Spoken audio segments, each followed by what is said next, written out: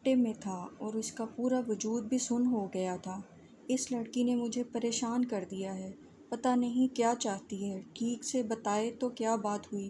بس کہہ دیا طلاق ہو گئی۔ چچی جان کی آواز جیسے کہیں بہت دور سے آ رہی تھی۔ اس نے بہت دھیرے دھیرے ان پر سے نظریں ہٹائیں اور ٹرے میں کپ سیدھے کر کے ان میں چائے ڈالنے لگا۔ ذہن معاف تھا، کوئی سوچ نہیں تھی، اور دل جیسے کسی المیے پر سہما ہوا تھا۔ چائے کا کپ چچی جان کے سامنے رکھتے ہوئے اس نے ان پر نظر ڈالی اور انہیں آنسو پوچھتے دیکھ کر اسے شدید جھٹکا لگا۔ بے اختیار ان کے ہاتھ تھام لیے۔ وہ اس کی ماں نہیں تھی، ماں جیسی بھی نہیں تھی، بہت فرق تھا ان کی ماں اور اس میں، پھر بھی وہ ان کے ساتھ ماں جیسی عقیدت ہی رکھتا تھا۔ حوصلہ رکھیں چچی جان، کچھ نہیں ہوا ہوگا۔ آپ جانتی تو ہیں فارینہ یوں ہی کسی بات پر لڑ جھگڑ کر چلی آئی ہوگی، اور دیکھیے گا کچھ دن بعد کہے گی میں واپس جا رہی ہوں۔ اس نے چچی جان کے ساتھ ساتھ غالباً خود کو بھی فریب دیا تھا، اور پھر پوچھنے لگا، آپ نے خاور سے رابطہ کیا؟ رات تمہارے چچا جان نے بہت کوشش کی اور میں بھی دن میں ٹرائی کرتی رہی ہوں، لیکن اس سے رابطہ نہیں ہوا۔ چچی جان نے بتاتے ہوئے مایوسی سے سر ہلایا تو وہ کچھ سوچ کر بولا، فکر نہ کریں، وہ خود رابطہ کرے گا۔ لیجیے چائے، لیکن یہ تو ٹھنڈی ہو گئی۔ اس نے ان کا دھیان بٹانے کی کوشش کی، لیکن وہ رکتے ہوئے بولیں، تم پیو تو پروین سے کہہ کر اور بنوا لو۔ اس کے ساتھ ہی وہ کمرے سے نکل گئیں، اور اس کے لیے لامتناہی سوچوں کے در کھول کر وہ کبھی حیران ہوتا، کبھی پریشان۔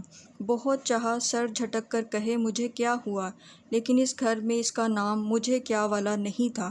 صرف فارینہ کی کج ادائیوں کو سوچ کر باقی محبتیں نظر انداز نہیں کی جا سکتی تھیں، اور اسے تو فارینہ سے بھی گلہ نہیں تھا۔ اپنی تمام تر بے نیازیوں کے باوجود وہ اس کے لیے روز اول کی طرح تھی۔ بہت پہلے سے جب وہ ہنسنا بھول گیا تھا، یا شاید اسے خوشی کا مفہوم ہی نہیں معلوم تھا، سب سے پہلے دل کو جو خوشی حاصل ہوئی تھی وہ اس کی نہیں، فارینہ کی خوشی تھی، اور اس وقت وہ اس کے لیے اتنی اہم ہو گئی تھی کہ وہ اپنے سارے احساسات اسے دان کر بیٹھا تھا۔ وہ خوش تو یہ بھی خوش، وہ اداس تو اس کا بھی دل اداس۔ اب اس کے المیے پر وہ کیسے سر جھٹک سکتا تھا؟ چچی جان سے تو اس نے کہہ دیا تھا کہ کچھ نہیں ہوگا، لیکن اب اس کا اپنا دل نہیں مان رہا تھا۔ پتہ نہیں اس کے ساتھ کیا ہوا ہے، اور وہ اصل بات کیوں نہیں بتا رہی۔ کتنی دیر وہ وہیں بیٹھا یہی سوچتا رہا، پھر بھی اٹھنے کا ارادہ کر رہا تھا کہ چچی جان دروازے میں آ کر بولیں، سنو علی جی۔ وہ چونکنے کے ساتھ بلا ارادہ اٹھ کھڑا ہوا۔ تم فارینہ سے پوچھو، چچی جان نے کہا تو اس نے حیران ہو کر اپنی طرف اشارہ کیا۔ میں؟ ہاں، شاید تمہیں اصل بات بتا دے۔ جی میں کوشش کروں گا، وہ یہی کہہ سکا، پھر چچی جان کے پیچھے چلتا ہوا اپنے کمرے کی طرف مڑ گیا۔ وہ یوں ہی بے مقصد ٹہلنے کے ساتھ کچھ سوچنے کی کوشش بھی کر رہی تھی، کوشش یوں کہ کسی ایک بات پر اس کا ذہن ٹھہر نہیں رہا تھا۔ کبھی خاور، کبھی بچے، سنی کی طرف دھیان چلا جاتا، پھر اچانک خود میں الجھنے لگتی تھی۔ پتہ نہیں یہ اچھا ہوا یا برا، اسے ابھی تک یہ سمجھ نہیں آ رہا تھا کہ وہ اس المیے پر روئے یا اطمینان سے سو جائے۔ کتنی دیر وہ متضاد سوچوں میں گھری جھنجھلاتی رہی، پھر لائٹ آف کر کے سوچا کہ سو جائے، لیکن جانتی تھی کہ ایسی حالت میں اسے نیند نہیں آئے گی جب تک وہ یہ طے نہیں کر لیتی کہ آیا اس کے ساتھ اچھا ہوا یا برا، اور خود اس کا ذہن ریلیکس نہ تھا، اس لیے وہ ڈیڈی کے پاس چلی آئی۔ آپ سو تو نہیں رہے ڈیڈی؟ اس نے یہ کہتے ہوئے مما کو بھی دیکھا تو وہ جلدی سے بولیں، نہیں، آؤ آؤ بیٹا آؤ۔ ڈیڈی اٹھ کر بیٹھ گئے تو وہ ان کے پاس آ بیٹھی۔ کیا بات ہے، نیند نہیں آ رہی؟ ڈیڈی نے نرمی سے پوچھا۔ نہیں، اس کے اندر کی بے بسی لہجے میں در آئی تھی۔ سنی یاد آ رہا ہے؟ مما نے پوچھا تو وہ جھنجھلا گئی۔ نہیں، مجھے کوئی یاد نہیں آ رہا۔ ریلیکس بیٹا ریلیکس، ڈیڈی نے مما کو خاموش رہنے کا اشارہ کرتے ہوئے اس سے کہا تو وہ اپنی جھنجھلاہٹ پر قابو پا کر پوچھنے لگی، میں نے یہاں آ کر اچھا کیا نا ڈیڈی؟ میں کیا کہہ سکتا ہوں بیٹا، جب تک مجھے یہ معلوم نہیں ہوگا کہ تمہارا خاور سے کیا جھگڑا تھا، ڈیڈی نے کہا تو وہ فوراً بولی، کوئی جھگڑا نہیں تھا۔ کیا مطلب؟ ڈیڈی نے حیران ہو کر بلا ارادہ مما کی طرف دیکھا تو وہ بھی حیران تھیں۔ میں آپ کو کیا بتاؤں، بس اس کی کچھ باتوں، کچھ عادتوں سے تنگ آ گئی تھی۔ وہ اندر ہی اندر اپنے آپ میں الجھ رہی تھی۔ مثلاً مما ڈیڈی دونوں کے چہرے پر سوالیہ نشان تھے۔ میں زیادہ کچھ نہیں بتا سکتی، بس یہ کہہ کر وہ ڈرنک کرنے لگا تھا۔ میں نے بہت روکا جب میں نے اسے کہا کہ اگر وہ ڈرنک نہیں چھوڑ سکتے تو مجھے چھوڑ دو۔ اس نے مجھے چھوڑ دیا۔ لیکن بیٹا، ان 2 سالوں میں تم نے پہلے تو ذکر نہیں کیا۔ میرا مطلب ہے کہ مجھے نہ صحیح تو مما کو تو بتاتی، ڈیڈی نے کہا تو وہ مایوسی سے بولی۔ آپ کچھ نہیں کر سکتے تھے۔ ہم کچھ کر سکتے تھے یا نہیں، تمہیں بتانا چاہیے تھا۔ اپنے آپ تم نے سوچ لیا اور فیصلہ بھی کر لیا اور سنی کو بھی اس کے پاس چھوڑ آئیں۔ معصوم بچہ کیسے رہے گا تمہارے بغیر؟ مما نے کہا۔ نہیں رہے گا تو اس کا باپ چھوڑ جائے گا اسے یہاں۔ وہ یہ کہہ کر اٹھ کھڑی ہوئی۔ اور اگر نہیں چھوڑ گیا تو تم رہ لو گی اس کے بغیر؟ پتہ نہیں۔ وہ مزید سوال جواب سے بچنے کی خاطر کمرے سے نکل آئی، لیکن اس کے اندر اچھا ہوا یا برا کا سوال ابھی بھی موجود تھا، اور جب تک وہ کسی نتیجے پر نہ پہنچ جاتی سو نہیں سکتی تھی۔ اس لیے اپنے کمرے میں جانے کی بجائے وہ صحن میں آ کر بیٹھ گئی۔ رات گہری ہو رہی تھی اور ہر سو خاموشی کا راج تھا۔ وہ اگر غور کرتی تو اسے اپنی دھڑکنیں صاف سنائی دیتیں، لیکن اس کا دھیان پتہ نہیں کہاں تھا۔ ہلکی سی آہٹ پر وہ چونکی تھی اور گردن موڑ کر علی کو دیکھ کر وہ بلا ارادہ اٹھ کھڑی ہوئی، پھر فوراً جانے لگی کہ علی نے پکار لیا۔ وہ کہہ کر سوالیہ نظروں سے دیکھنے لگی تو وہ افسوس سے بولا، میں یہ کہنا چاہ رہا تھا کہ آپ کے ساتھ جو ہوا مجھے اس کا بے حد افسوس ہے۔ کیا ہوا میرے ساتھ؟ وہ یکسر انجان بن گئی تھی جس سے وہ واقعی سٹپٹا گیا۔ وہ چچی جان نے بتایا ہے کہ آپ اور خاور کے درمیان علیحدگی، وہ اتنا ہی کہہ سکا اور وہ اچانک بے پھر گئی۔ ہاں، ہو گئی ہے علیحدگی، اور اس میں تمہارا کتنا نقصان ہوا ہے جو تمہیں افسوس ہو رہا ہے۔ نقصان کسی کا بھی ہو، مجھے واقعی افسوس ہے، علی کہہ کر جانے لگا کہ وہ پیچھے سے پکار کر بولی، سنو علی، تم نے فارمیلٹی نبھائی، اس کا شکریہ۔ فارمیلٹی؟ وہ جاتے جاتے پلٹ آیا تھا۔ صرف فارمیلٹی؟ تمہارے خیال میں مجھے افسوس نہیں ہوا؟ یہ صرف تمہارا ہی نہیں، اس گھر کا المیہ ہے، اور اس گھر کے ہر دکھ سکھ میں برابر کا شریک ہوں، لیکن مجھے تو کوئی دکھ نہیں۔ وہ اس کی اس بات پر برہم ہو کر اس کی طرف سے رخ موڑتے ہوئے بولی، واقعی؟ وہ حیران ہوا۔ ہاں، مجھے دکھ ہے، نہ پچھتاوا۔ یہ کہہ کر اس کے قریب سے نکل جانا چاہتی تھی، لیکن اس نے ہر راستہ روک لیا۔ کیوں؟ میرا مطلب ہے خاور تو تمہاری پسند تھا۔ نہیں تھا، ابھی بھی ہے، اور اب تمہیں اس پر بھی اعتراض ہوگا۔ نہیں علی، تمہیں میرے کسی معاملے میں دخل دینے کی ضرورت نہیں ہے، سمجھے تم؟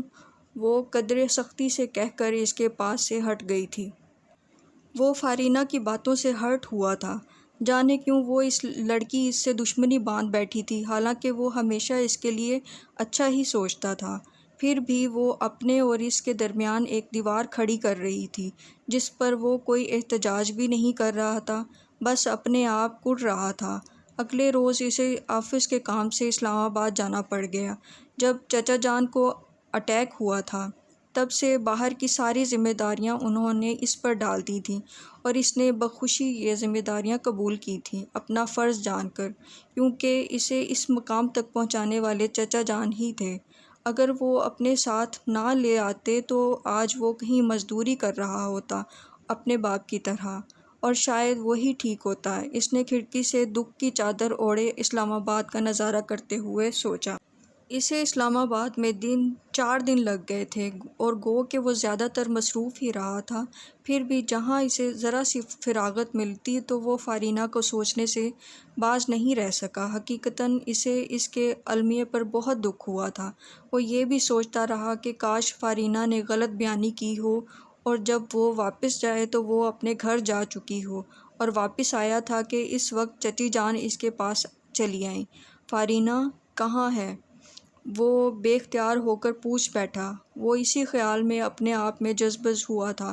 اپنے کمرے میں ہوگی، چچی جان کہنے لگیں۔ میری خاور سے بات ہوئی ہے، اس نے طلاق کی تصدیق کر دی ہے، لیکن اس نے کوئی سبب نہیں بتایا۔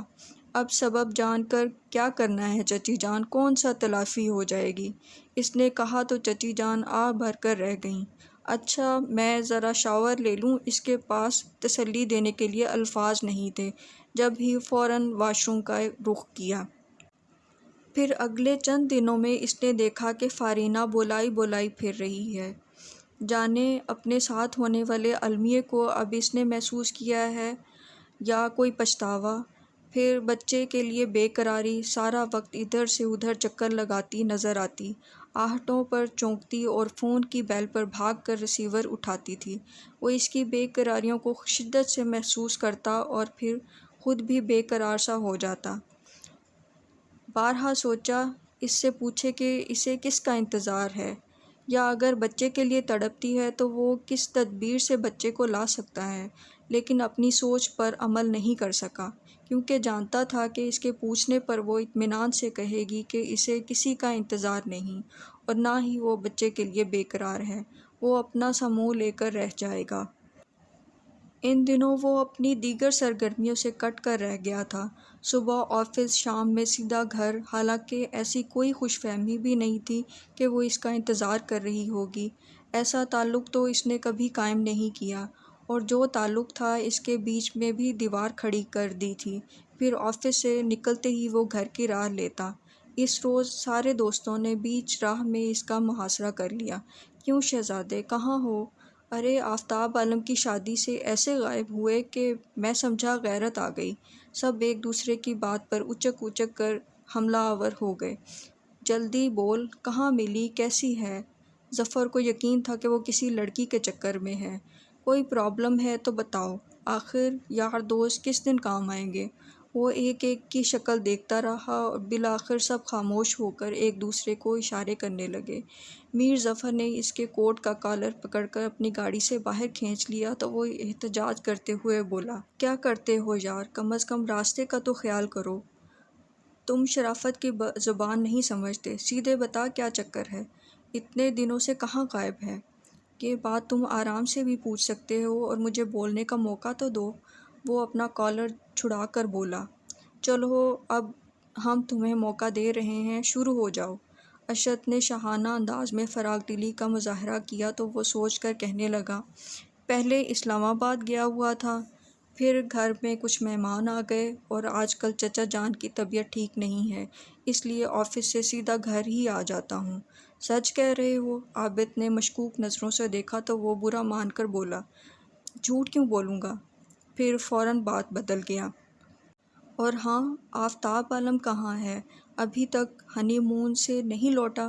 لوٹ آیا ہے کم بخت، ظفر نے کہا تو وہ حیران ہو کر بولا، خیریت؟ کیا ہوا؟ بس اس الو کے پٹھے پر انا للہ پڑھ لو، ہماری برادری سے نکل گیا ہے وہ، ظفر نے اپنے آپ تلملاتے ہوئے کہا۔ اس نے اسد کو دیکھا تو وہ کہنے لگا، ایک دن گئے تھے ہم آفتاب عالم کے ہاں، اس کی بیوی نے سب کو باہر کا راستہ دکھا دیا۔ وہ بے ساختہ ہنس پڑا، جس پر ظفر مزید تپ کر بولا، کسی دن آفتاب عالم اکیلا مل گیا نا تو وہ دیکھنا، وہ حلیہ بگاڑوں گا کہ بیوی پہچاننے سے انکار کر دے گی۔ یار ہم اب سب تمہاری طرح خوش نصیب تو نہیں ہوتے۔ اس نے ظفر کو بیوی کے معاملے میں خوش نصیب کہہ کر اس کا غصہ کم کرنے کی کوشش کی، پھر گھڑی دیکھ کر بولا، اچھا پھر کسی دن فرصت سے تمہاری طرف آؤں گا، اب اجازت دو۔